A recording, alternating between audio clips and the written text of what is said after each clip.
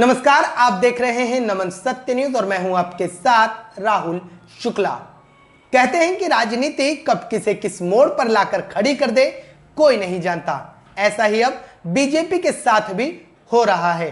दरअसल पूर्व प्रधानमंत्री रहे देश के और बीजेपी के वरिष्ठ नेता रहे अटल बिहारी वाजपेयी को हराने वाले व्यक्ति के नाम पर अब बीजेपी उत्तर प्रदेश के अलीगढ़ में 14 सितंबर को विश्वविद्यालय का शिलान्यास करने जा रही है और वो व्यक्ति हैं जाट राजा महेंद्र प्रताप सिंह। ये मैं आपको समझाऊंगा कि महेंद्र प्रताप सिंह दरअसल कौन है और इनकी अब तक की क्या भूमिका रही है। लेकिन इससे पहले ये समझिए कि वर्तमान स्थिति में बीजेपी ने यह फैसला क्यों लिया है।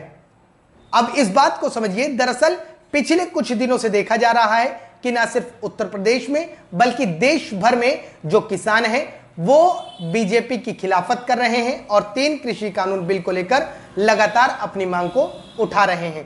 ऐसे में जो पश्चिमी उत्तर प्रदेश है उसमें जाट समुदाय की संख्या बहुत ज्यादा है जो इस वक्त बीजेपी से खासी नाराज चल रही है।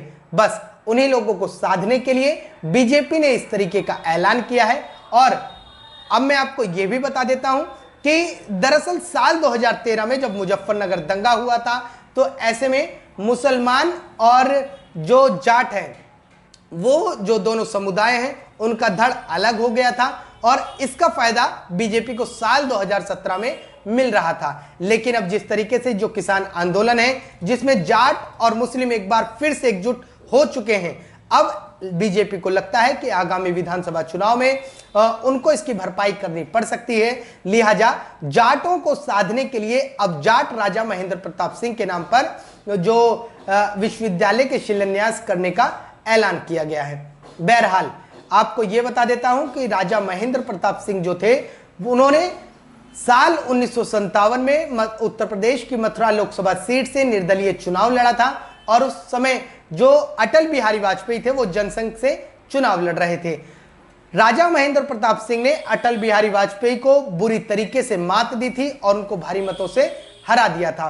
ऐसे में आपको यह भी बता देता हूं कि राजा महेंद्र प्रताप सिंह महज एक ऐसे नेता थे कि उन्होंने साल 1915 में ब्रिटिश सरकार के खिलाफ आवाज उठाते हुए अंतरिम सरकार बनाने का ऐलान किया था। उन्होंने अफगानिस्तान में भारत की अंतरिम सरकार बनाने का ऐलान किया था। इसके साथ ही साथ उनको आर्य पेशावर के नाम से भी जाना जाता है और उन्होंने एक अपना संगठन भी बनाया था, आजाद हिंद फौज। लेकिन ये आजाद हिंद फौज सुभाष चंद्र बोस वाली आजाद हिंद फौज नहीं थी, ये दरअसल इनकी अपनी फौज थी।